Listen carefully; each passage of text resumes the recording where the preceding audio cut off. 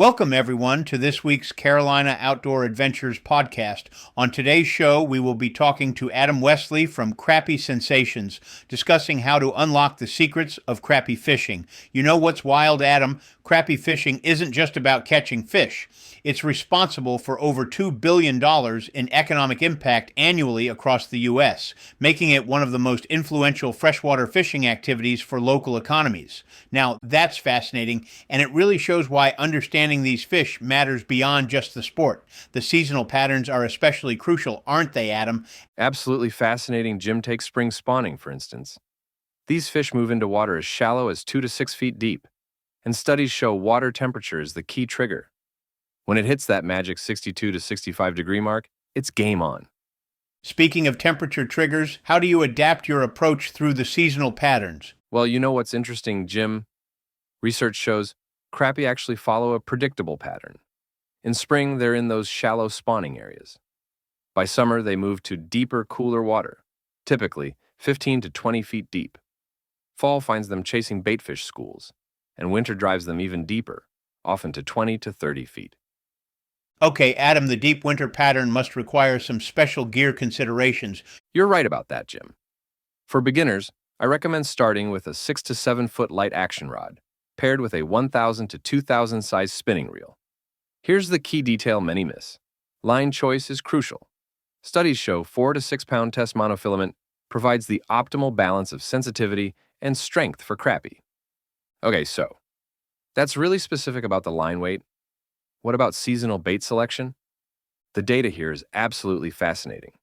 Spring fish respond best to small jigs, 1/16 to 1/32 ounce, in white or chartreuse. Summer requires more finesse, with live bait outperforming artificials by nearly 3 to 1. Fall is prime time for both, while winter success rates show small presentations. Tiny jigs tipped with live bait are 40% more effective. Those success rates are really telling. What about location patterns through the seasons? Check this out. Tracking studies show crappie typically stay within a half-mile area throughout the year, just changing depths. They'll move from shallow spawning areas to nearby deep structure, usually following underwater channels or points. In fact, some studies have tracked individual fish returning to the exact same spawning beds year after year. That kind of consistency must make them easier to pattern once you understand their movement. Exactly right, Jim. And here's something really cool.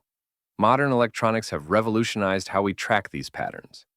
Using side imaging sonar, researchers have documented that crappie schools often suspend at the same depth across different locations, maintaining what they call their comfort zone. The technological aspect is pretty amazing. But what about those just starting out without all the fancy gear? What can you suggest for them, Adam? Well, Jim, that's where the beauty of crappie fishing lies. A basic setup, rod, reel, and some simple tackle can still be incredibly effective. Studies show that the most successful beginners focus on mastering one technique at a time. Start with a slip bobber setup. It's proven to be the most versatile approach across all seasons. That makes a lot of sense for beginners. Any other key findings about successful techniques? Here's something interesting from recent research. Color selection matters more than many think. In clear water, natural colors like silver and white show a 30% higher strike rate. In stained water, bright colors like chartreuse and pink can increase success rates by up to 45%.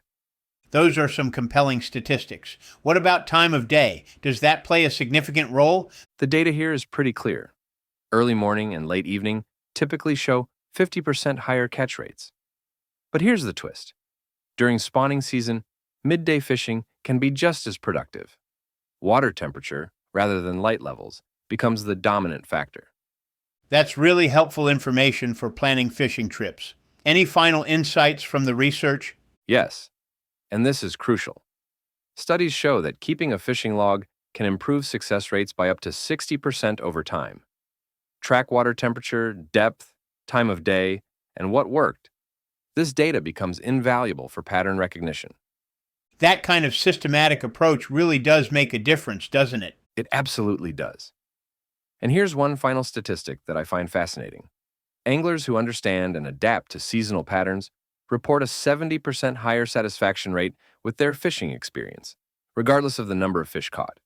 It's about the journey and the learning process as much as the catch. That really puts it all in perspective. Crappie fishing isn't just about the fish. It's about understanding nature's patterns and adapting to them. Exactly. Whether you're a beginner or an expert, there's always something new to learn about these remarkable fish. And that's what makes it such an enduring and rewarding pursuit. Okay, so whether you are a beginner or a seasoned angler, I'm sure we were able to give you some valuable info for your next crappie fishing excursion. Adam, thanks for coming on the show today. You're welcome, Jim. And we'll have you back soon. Folks, thank you for tuning in to this week's short podcast. I'm Jim Carr, and we'll catch you next time somewhere in the outdoors when we do it all again. Thanks for tuning in.